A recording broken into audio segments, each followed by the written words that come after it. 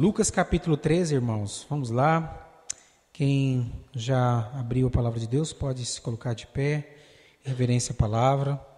Diz assim o texto, eu vou ler apenas do versos 1 até os 5, Lucas capítulo 13. Naquele mesmo tempo estavam presentes alguns que lhe falavam dos galileus, cujo sangue Pilatos misturara com os seus sacrifícios. E Jesus respondendo, disse-lhes, pensais que esses galileus, porque padeceram tais coisas, eram mais pecadores que os demais galileus? Eu vos digo, não, antes, se não vos arrependerdes, todos de igual modo perecereis. Ou aqueles 18 sobre os quais caiu a torre de Siloé e os matou, pensais que foram maiores pecadores do que todos os homens que habitavam em Jerusalém? Eu vos digo que não. Antes, se não vos arrependerdes, todos de igual modo perecereis. Amém? Pode sentar, irmãos. Fiquem à vontade. A grande realidade que nós vemos, baseado nesse texto, que nós iremos abordar nessa noite, quando nós olhamos para esse texto e vemos tragédias, vemos males, o mundo, de uma forma geral, ele interpreta, ele olha esses acontecimentos e faz a seguinte análise. Bom, se Deus, ele é bom, se Deus, ele tem todo o poder, aliás, se Deus tem todo o poder, né, e se ele é Deus, ele então deveria proibir, inibir que o mal, que as coisas ruins acontecessem. Esse é o pensamento do mundo. Inclusive, alguns têm a clássica, né, ideia que se fala, que é a teodiceia, que é a tentativa de defender Deus das situações ruins que acontecem no mundo. E vários já falaram sobre isso. Inclusive, no século IV, teve um camarada chamado Epicuro, que ele desenvolve o seguinte raciocínio para desenvolver a respeito da questão da existência do mal e da soberania de Deus. Ele fala assim, se Deus existe, ele quer e pode acabar com o mal. Existe o mal no mundo, né? Então, logo, na cabeça dele, Deus não existe. Então, a religião cristã, ela é a única religião do mundo, né? Ela é a verdadeira religião, porque a palavra religião significa religário, é a única que faz a ligação do homem com Deus. Ela é a única ponte. E essa ponte, hoje, um dia maravilhoso, aqui os irmãos já mencionaram, o grande evento do cristianismo, né? Que é a Páscoa, que era uma festa judaica, mas nós também comemoramos essa data que marca o dia da redenção de Cristo em favor das nossas vidas.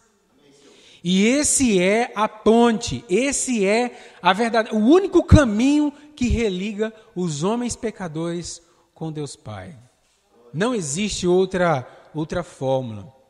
Então, o cristianismo, ela é a única religião que, na verdade, olha para esses aspectos, quando nós olhamos para as catástrofes, quando nós olhamos para os maus, seja ele o mal moral, né, que nós vemos aqui nessa passagem que nós lemos aqui, nós temos dois aspectos do mal aqui. Nós temos o aspecto do mal moral, né, Pôncio Pilatos, esperando que os galileus viessem ao templo oferecer o seu sacrifício, e ele mata aquelas pessoas ali no templo, misturando o sangue delas com o sangue do sacrifício que estava sendo oferecido. E nós também temos, logo mais adiante, quando Jesus fala também de um mal natural, que são as catástrofes, que são as doenças, que são as coisas que acontecem nessa vida. Inclusive nós, brasileiros e terráqueos, né? Todo mundo, na verdade, foi no começo, final de 2019, começo de 2020, o mundo esteve assolado por uma grande pandemia, né? Que segundo a ONU ainda, a pandemia ainda persiste, ainda tem-se ainda esse estado de calamidade pública internacional. Então, o mal está aí. O mal está aí, nós vemos o mal se desenvolvendo em nossa frente, nós vemos as ações dos homens maus, e o cristianismo, ele de forma alguma, ele se furta a essa questão do mal. A palavra de Deus, ela não se esconde diante da presença do mal. Nós olhamos para a palavra de Deus e nós vemos nos textos aqui cravados nessas páginas que, na verdade, Deus ele utiliza todas as coisas para os seus santos propósitos. Quando nós olhamos aqui para esse texto que nós acabamos de ler, nós enxergamos exatamente isso. Nós observamos que, na verdade, antes até da gente abordar o texto, mas algo interessante.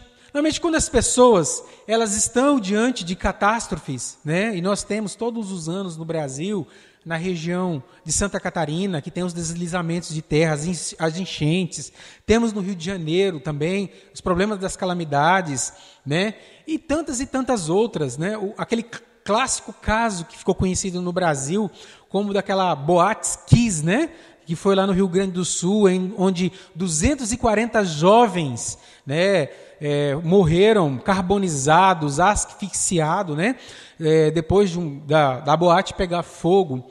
Então, foi uma comoção muito grande, né? E todos os tempos as pessoas ficam muito comovidas. E todos são levados a pensar e a raciocinar em relação a isso. E, na verdade, as pessoas elas se acostumaram com a bondade de Deus. Acostumaram com a bondade de Deus. O mundo, as pessoas veem os benefícios que Deus proporciona, uma vida calma, de não tragédia, de não doença. E as pessoas acham que esse é o natural do mundo pós-queda. Esse era o mundo antes da queda. Seria um mundo agradável, um mundo bonito, um mundo perfeito. Mas o mundo após a queda é um mundo gravado, é um mundo cheio de dores, de tristezas. E as pessoas, às vezes, por receberem saúde de Deus, por receber bênçãos materiais de Deus, por ter famílias abençoadas na presença de Deus, por ter todos os outros presentes maravilhosos de Deus, elas se acostumam com isso. E quando acontecem as adversidades, ela abre a boca e reclama. E dizem: como que pode Deus permitir uma coisa dessa? Como pode Deus deixar que pessoas boas caiam diante das adversidades? Inclusive a frase clássica que nós ouvimos, né? Como pode pessoas boas, né, padecerem? Como pode? Como pode Deus deixar pessoas boas padecerem? E quando nós olhamos para a palavra de Deus, quando nós olhamos para o que aconteceu ali no Éden, nós sabemos muito bem que não existe nenhum bom aqui nessa terra. Só existiu um bom, um perfeito, um que cumpria os regramentos do Pai. E esse, como a joia-prima do Pai, enviado aqui para essa terra, o que é que nós fizemos com ele? Nós o mandamos para a cruz. Então, esse é o coração do ser humano. O ser humano, ele pega a joia, ele pega aquilo que é de mais precioso de Deus e manda para a cruz. Nós olhamos para uma criancinha pequenininha e falamos: nossa, né, igual as pessoas normalmente falam, nossa, que ser inocente. Nós sabemos, aqueles que são pais aqui sabem muito bem, que a criancinha desde pequenininha já tem toda aquela inclinação maligna, toda a tendência pecaminosa. Nós enxergamos isso. E quando é pequenininho, é apenas aquelas questões mais simples. E elas vão crescendo, vão se desenvolvendo, e aí os pecados, e aí as travessuras, elas vão ficando mais complexas. Até que chega a idade da adolescência, da juventude e da idade adulta. Nós sabemos que é o homem. O homem é mau. E toda a sua bondade é trapo de imundície diante de Deus. Então, as pessoas não deveriam, até entendemos o porquê delas ficarem chateadas com Deus diante das situações ruins. porque elas não têm a dimensão completa da ofensa que foi realizada contra o Filho de Deus. As pessoas ficam chateadas com Deus, elas ficam enraivecidas com Deus, porque elas não têm dimensão da santidade de Deus e do pecado. O pecado, ele é extremamente agressivo. E o mundo pós-queda, ele é marcado por isso. E aí Jesus, ele encontra esse pessoal que chega até ele, falando sobre uma tragédia. Inclusive, essa tragédia aqui, essa situação, esses dois pontos, esse primeiro, na verdade, que foi realizado por Pôncio Pilatos, um romano que fez essa atrocidade contra os galileus. E aqui, esse povo estava querendo exatamente causar uma confusão ali também com Jesus. Pilatos, provavelmente, segundo alguns comentaristas, pode ser que esse ponto aqui foi que causou uma divergência entre Herodes e Pilatos. E que somente lá no capítulo 23, ali no momento da entrega de Jesus e dos questionamentos a Jesus, ali no momento em que eles vão mandar Jesus para a cruz, é que aquela rusga, aquela adversidade entre eles, aquela briga entre eles foi resolvida ali diante do Filho de Deus. Foi quando eles entraram em acordo em mandar o Filho de Deus para a cruz. Somente ali. E nós estamos diante aqui dos galileus, que era um povo da época extremamente adverso em relação ao poderio romano. Eles não consideravam Roma, eles não chamavam o imperador, eles não concebiam na cabeça deles, eles não aceitavam César, a figura de César romano, como Senhor. Até aí tudo bem, né? Só há um Senhor, só há o nosso Deus, Ele é o nosso Senhor. E havia uma série de rivalidades, eles se insurgiam constantemente contra Roma.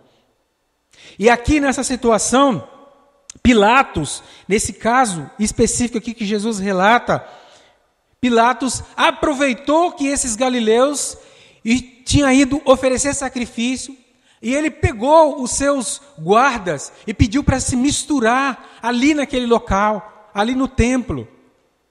A paisana, com os seus capuz, tampando todo tipo de identificação. E aí eles entram ali no templo e eles, numa ordem dada por Pilatos, no momento oportuno, aqueles guardas sacrificam aqueles homens ali no templo. De uma forma que se mistura sangue de sacrifício com sangue de matança, de assassinato.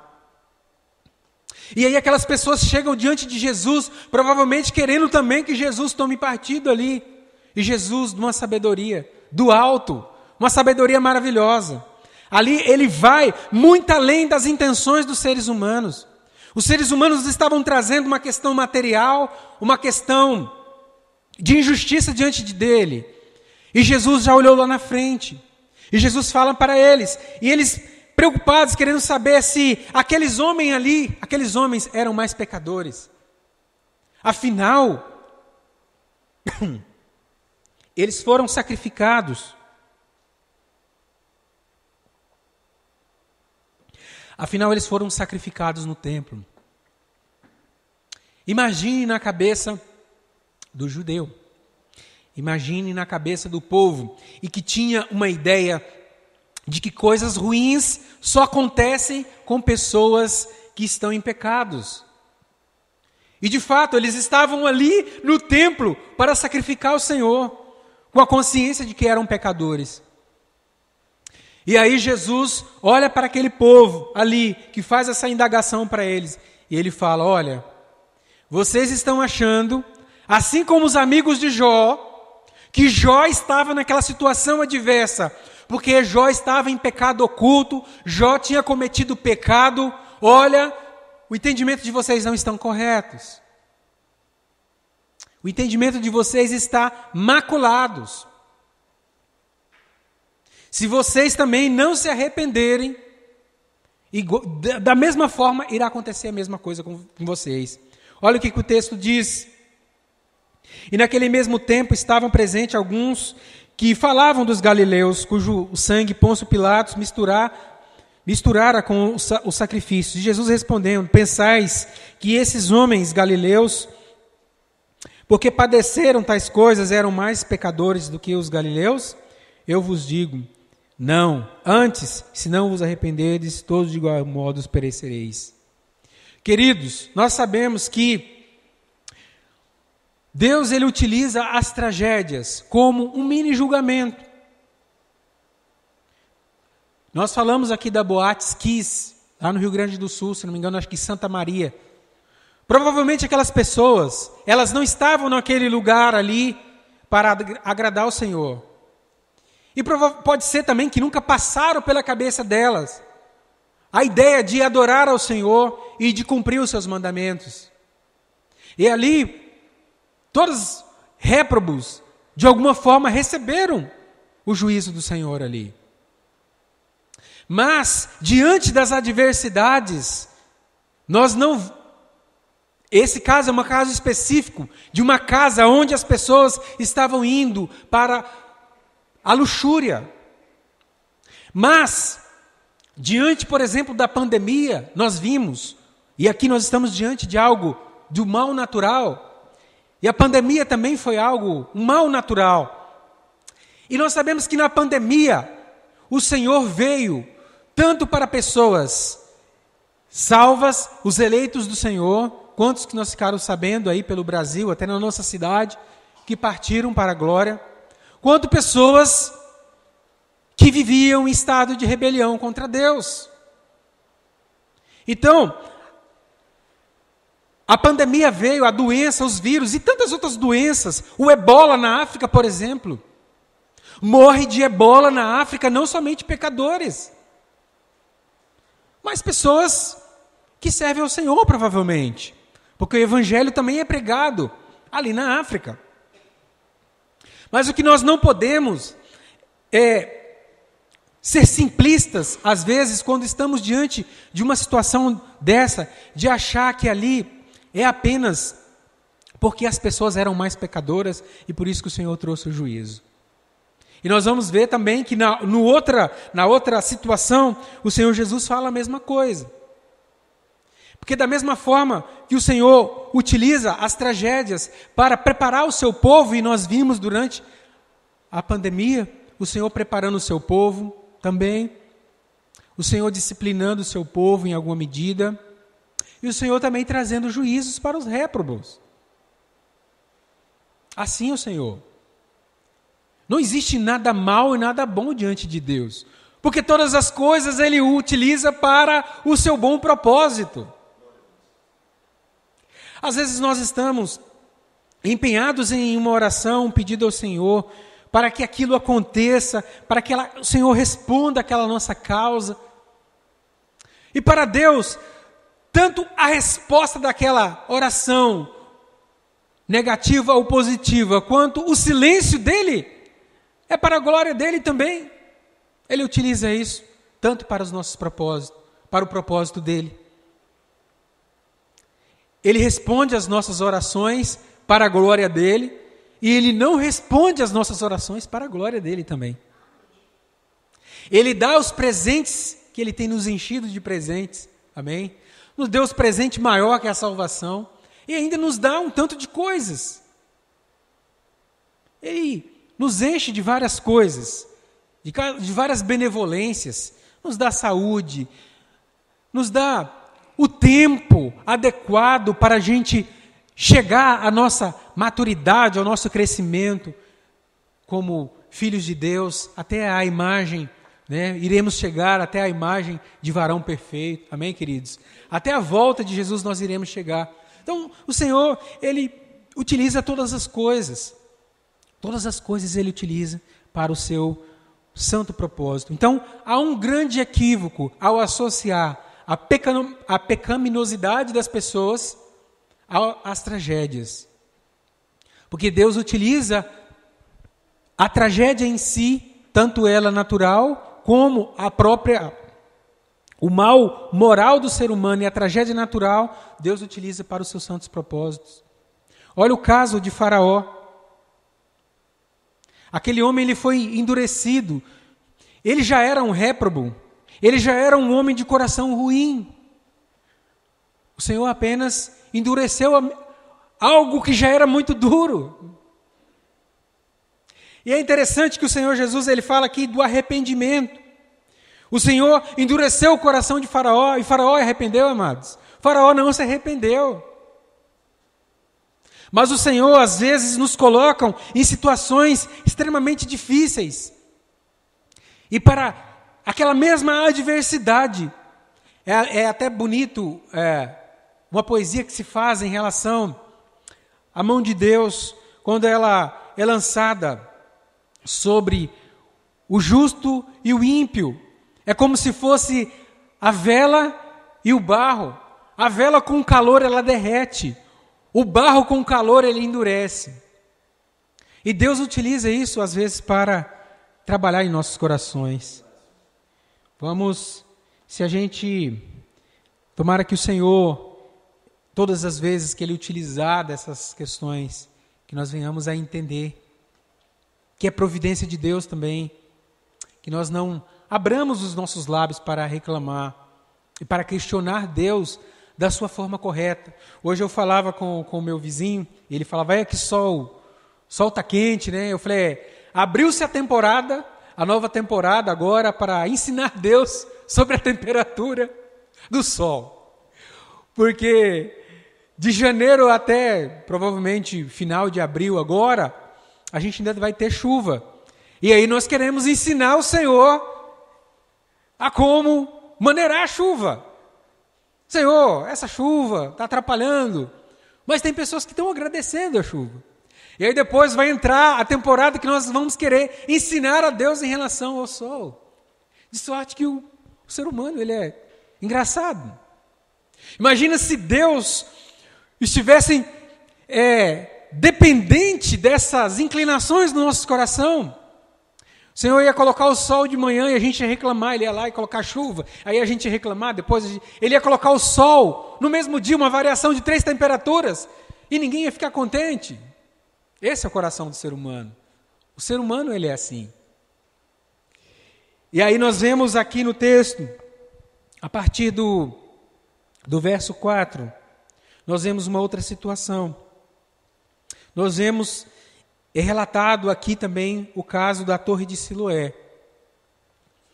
E Jesus, da mesma forma, primeiramente aqui nós vimos o mal moral, aquele que está no coração dos seres humanos, aquele que, se todas as tragédias do mundo forem retiradas, se não houver mais vírus, se não houver mais mortes, se não houver mais cataclisma e todos os eventos naturais que possam colocar os seres humanos em situações difíceis, se Deus tirar tudo isso, ainda nós vamos ter o ser humano com a sua inclinação pecaminosa. E ainda nós teremos o mal moral. Os seres humanos se gabavam no século XIX e até o início do século XX, quando nós tivemos 2 grandes guerras.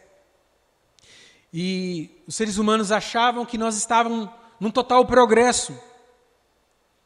O mundo está melhorando. Teve alguns colegas que uma certa feita foi falar comigo sobre isso. Ele falava, César, mas você é muito pessimista. Você tem que parar com esse pessimismo. O mundo está melhorando, olha as pessoas, né? E eu falava para ele, o ser humano continua o mesmo. Por que eu tenho que me manter otimista em relação ao ser humano? O ser humano, ele carece da glória de Deus. Ele carece de ser limpado por Deus. Até o ser humano redimido por Deus, nós não podemos colocar a nossa confiança completa no ser humano.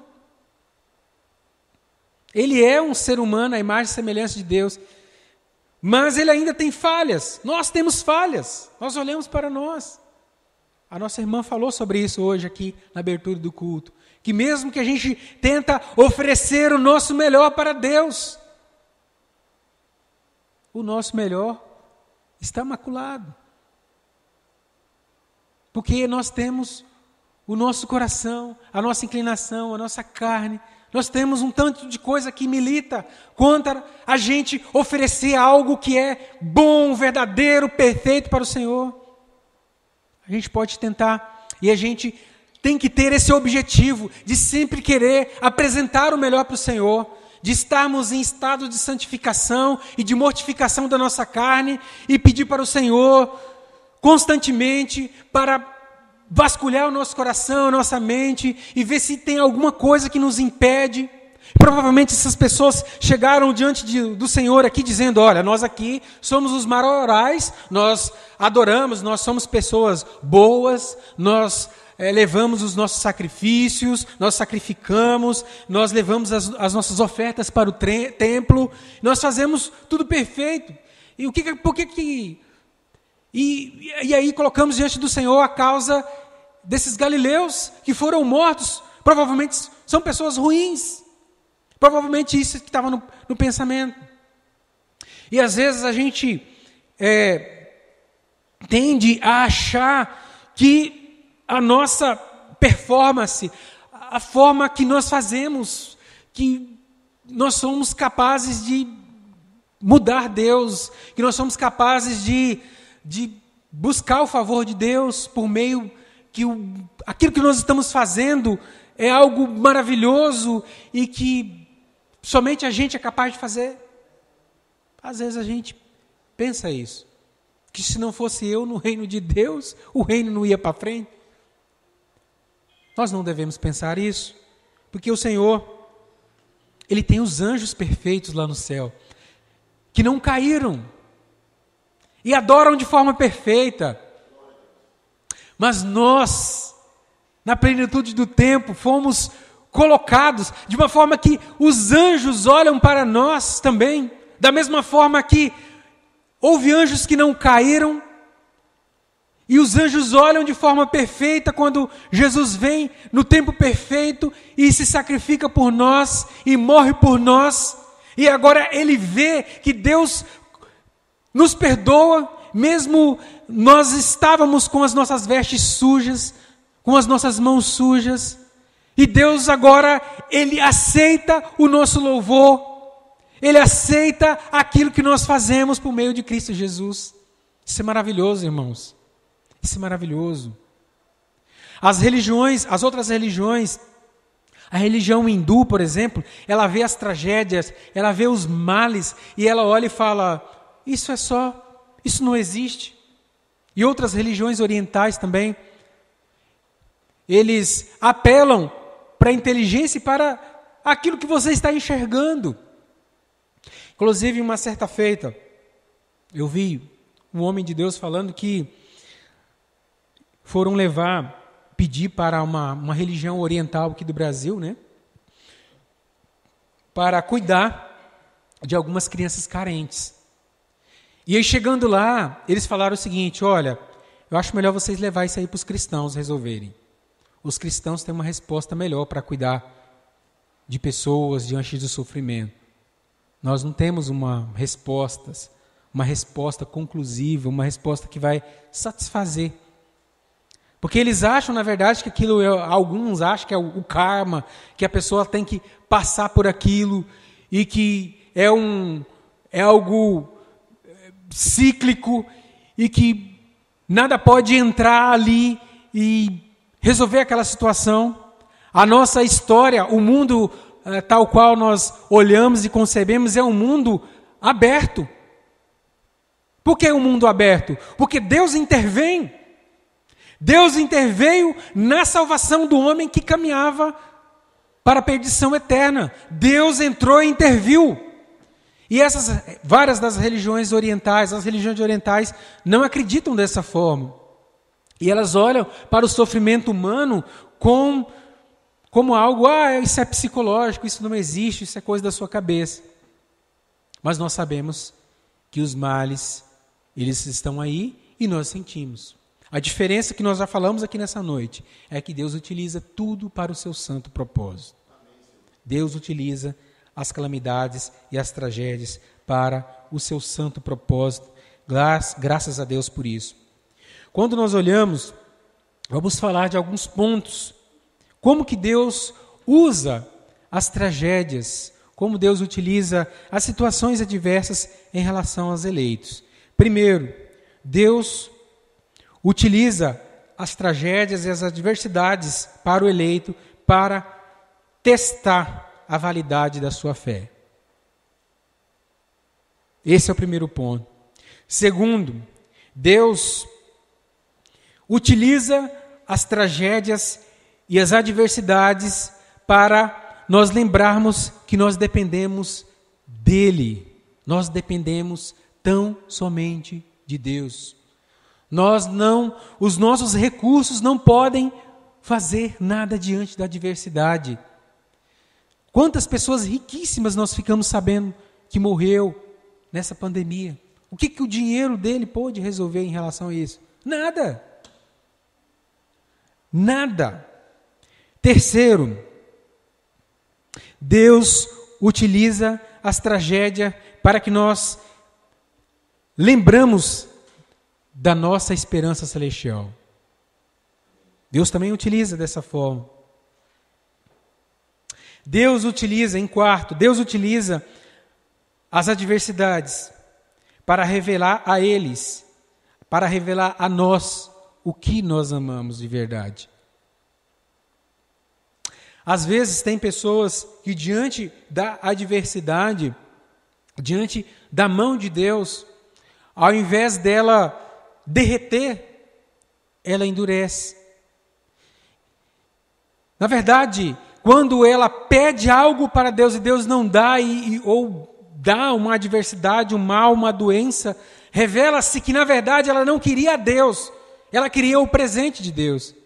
E nós devemos observar o nosso coração, para pensarmos que se Deus não der aquilo que nós queremos, ou se Deus não nos abençoarmos daquilo que nós estamos pedindo, será que como que vai ficar o nosso relacionamento com Deus? Nós vamos ficar bicudo igual os nossos filhos, que quando nós damos um não para eles ficam com um bicão grande, bico de tucano. É algo para nós pensarmos nessa noite.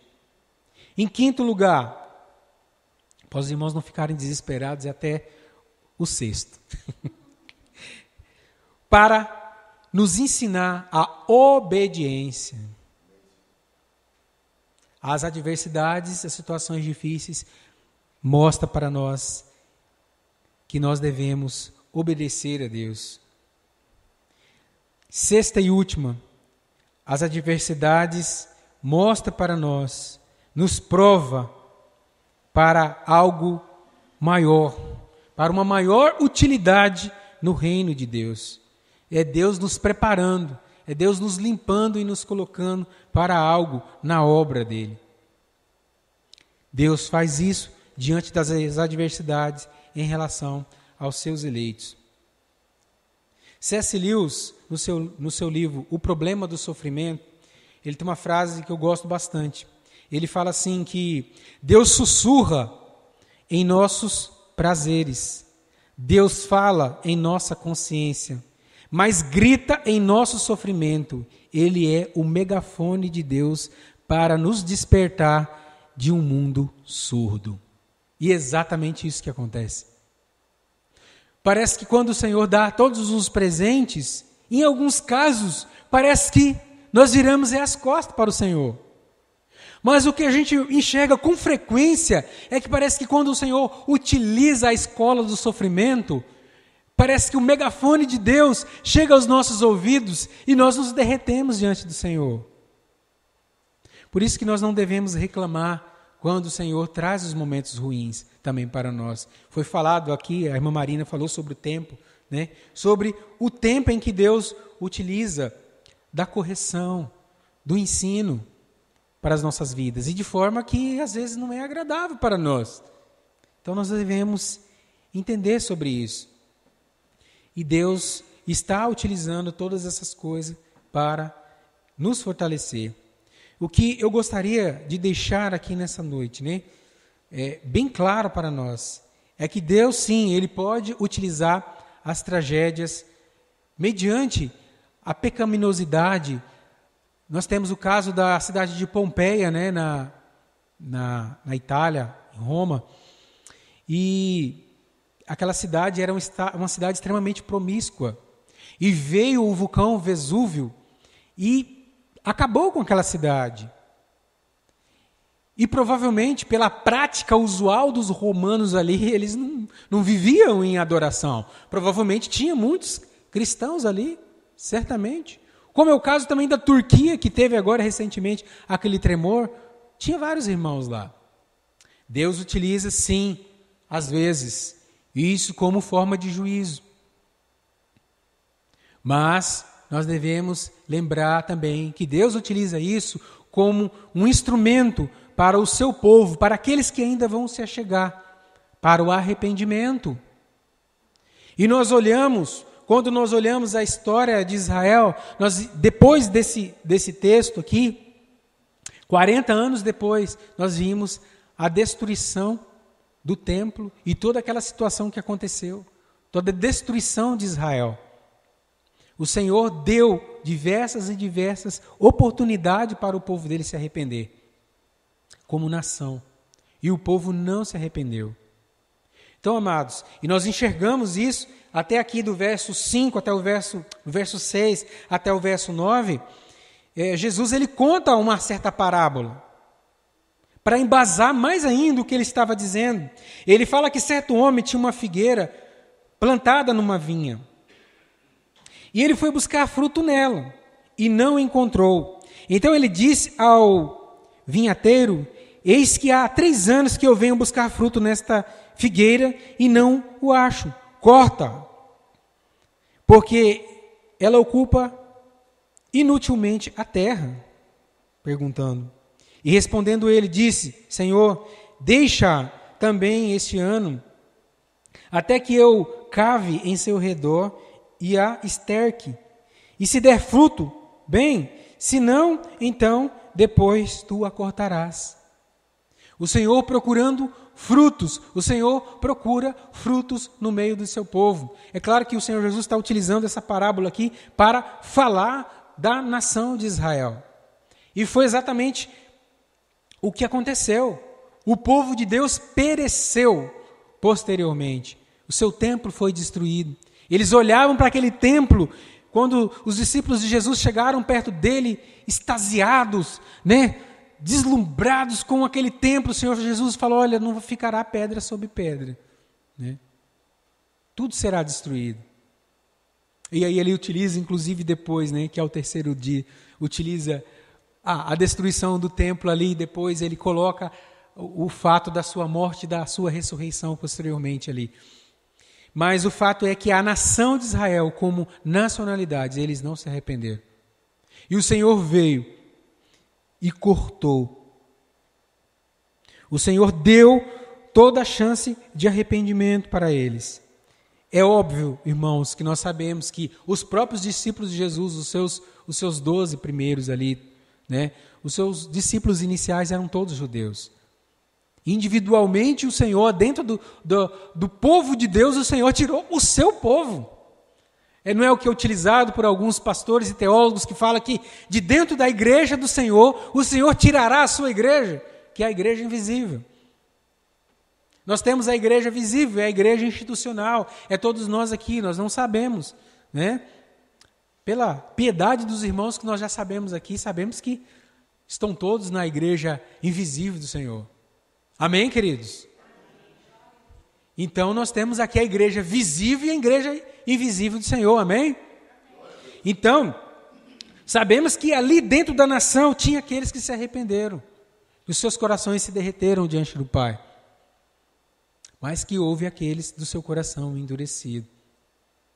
Então, fica para nós, nessa noite, que as coisas ruins, elas acontecem tanto para crentes como para ímpios. E que,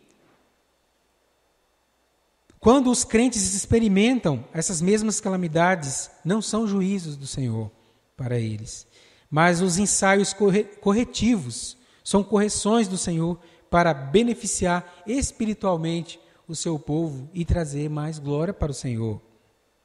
Deus, ele é totalmente poderoso e bom, e o mal serve para cumprir os seus santos propósitos. Então, a ideia lá de Epicuro, de que se Deus é poderoso, então ele deveria acabar com o mal, então o mal existe, então logo Deus não existe, Epicuro estava errado. Assim como David Hume, que pensa da mesma forma, inclusive esse silogismo muito trabalhado dentro da filosofia desse britânico, David Hume, que estabelece esse silogismo exatamente da mesma forma que Epicuro, o grego, que viveu 4º século antes de Cristo. Deus, ele é gracioso, mesmo em meio às tragédias. Nós enxergamos a misericórdia de Deus, a bênção de Deus, o favor de Deus, mesmo em meio às tragédias. Imagina quantas pessoas agora recentemente, lá na Turquia, olharam, enxergaram e viram a mão de Deus, e o Senhor ofereceu mais uma oportunidade. E se firmou nos caminhos do Senhor, e se fortaleceu, olhando ali as tragédias, nações vizinhas. Para aqueles que estão aqui no Brasil, provavelmente que estavam andando de qualquer forma, olha a misericórdia do Senhor, olha ali e vê, olha, puxa vida, aqui não tem não estou vendo nenhum tremor de terra, não tem prédio caindo sobre as nossas cabeças, olha a misericórdia de Deus, olha a bênção do Senhor sobre as nossas vidas. Sabemos que temos outros problemas, como corrupção e tantas outras. E não estamos falando só de corrupção em relação a dinheiro, a corrupção da alma, o pecado em si é a maior corrupção dos seres humanos. E a tragédia que o Senhor Jesus queria trazer para esse povo aqui é que existe uma tragédia maior para eles, não é somente a tragédia do mal moral, Pilatos matando aqueles galileus, e nem da tragédia física, o mal natural, mas existe uma tragédia muito maior, que é o não arrependimento. Ele fala para aquele povo, olha, se vocês não se arrependerem, vocês perecerão. Não é somente o corpo de vocês que serão destruído, mas vocês serão destruídos eternamente. Graças a Deus, amados, que a palavra do Senhor veio a nós um dia, e nós a recebemos, e nós tivemos os nossos corações derretidos pela graça de Deus. E agora nós não passamos mais por condenação. E agora o sangue de Cristo está sobre as nossas vidas. Que o Senhor possa utilizar todas as situações que Ele colocar diante de nós. A nossa irmã estava cantando que o Senhor é o nosso pastor e nada faltará. Queridos irmãos, quando a gente olha e pensa com profundidade sobre isso, Davi ali e vários salmistas, Davi, utilizando ele como o que compôs a maioria ali dos versos de Salmos. Aquele homem, em diversos escritos seus, estava em terrível situação, em perigo. Quando ele olha e fala, não há nenhum bem além de ti. Quando ele passa por situações em que, sendo perseguido por Saul, em risco de vida, ali, ele olha para o Senhor e fala, o Senhor é minha fortaleza, o Senhor que me esconde, o Senhor é minha delícia, o Senhor é isso, o Senhor é aquilo. Ele canta hinos de louvores ao Senhor, mesmo nos momentos mais difíceis. E a irmã cantando ali, eu ficava pensando, será, Senhor, que o Senhor tirar aquelas coisas que eu gosto, será que eu vou falar que o Senhor é o meu pastor? Ou eu vou ficar com bico de tucano? Então, às vezes, a gente é levado pela palavra do Senhor a fazer reflexões sérias, não superficiais da palavra do Senhor, mas olhar, porque aquilo que a gente fala, aquilo que a gente lê na palavra do Senhor, aquilo entra no nosso coração e a gente está diante de uma encruzilhada quando a gente lê a Bíblia. Porque a Bíblia está lendo a nós, está falando de nós. Então, que o Senhor nos dê graça, amados, para continuarmos com o coração inclinados ao Senhor. Amém? Que o Senhor nos abençoe em nome de Jesus. Vamos nos colocar de pé, agradecendo ao Senhor por essa oportunidade, a presença dele.